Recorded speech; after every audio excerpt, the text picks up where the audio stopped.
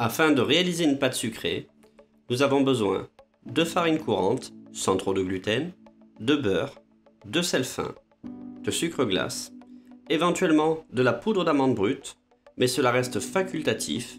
On pourrait très bien réaliser une pâte sucrée sans ajout de poudre de fruits secs. Et pour finir, une hydratation amenée par de l'œuf entier.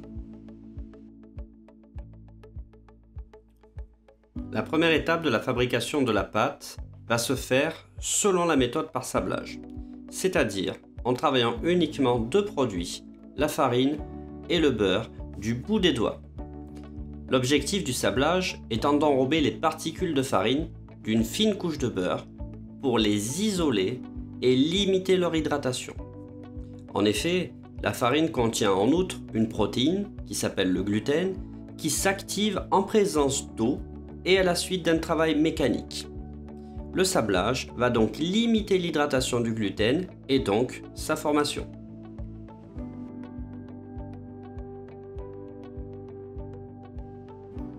C'est la raison pour laquelle il est d'usage d'utiliser une farine sans trop de force pour la confection des pâtes sucrées. On utilisera également une farine plutôt d'un type 55 qui ne contient que très peu de son.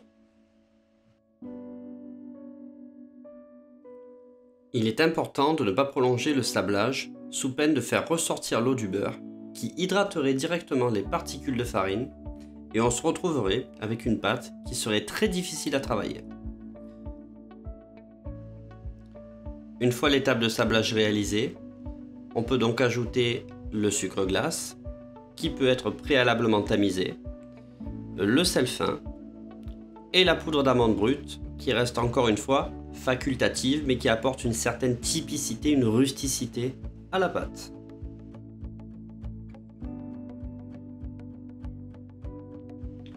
Mélangez rapidement tous ces éléments.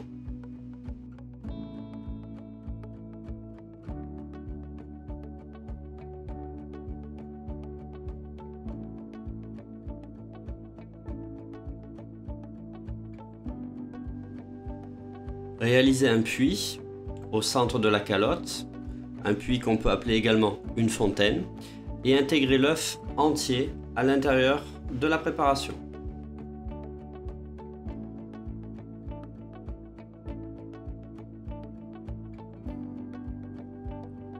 Amalgamez la totalité des éléments sans trop travailler la pâte pour ne pas lui donner du corps, c'est-à-dire lui donner de l'élasticité.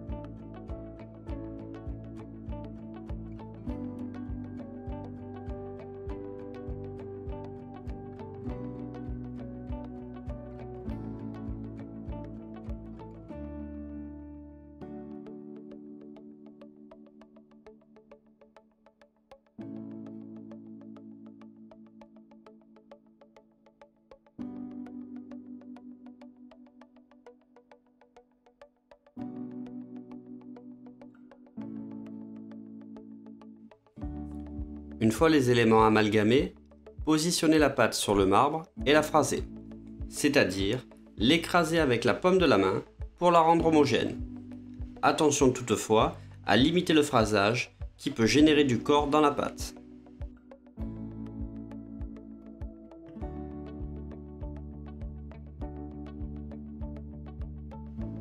Donnez une forme circulaire à la pâte et la mettre sous faible épaisseur.